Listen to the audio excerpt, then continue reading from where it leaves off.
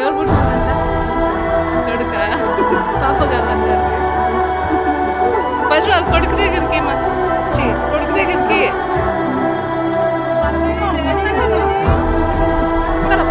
బాబు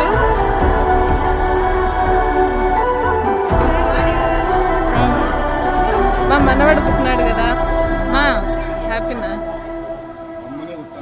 ఎదగరా ఎదగరా Dinakara జగతికే జ్యోతి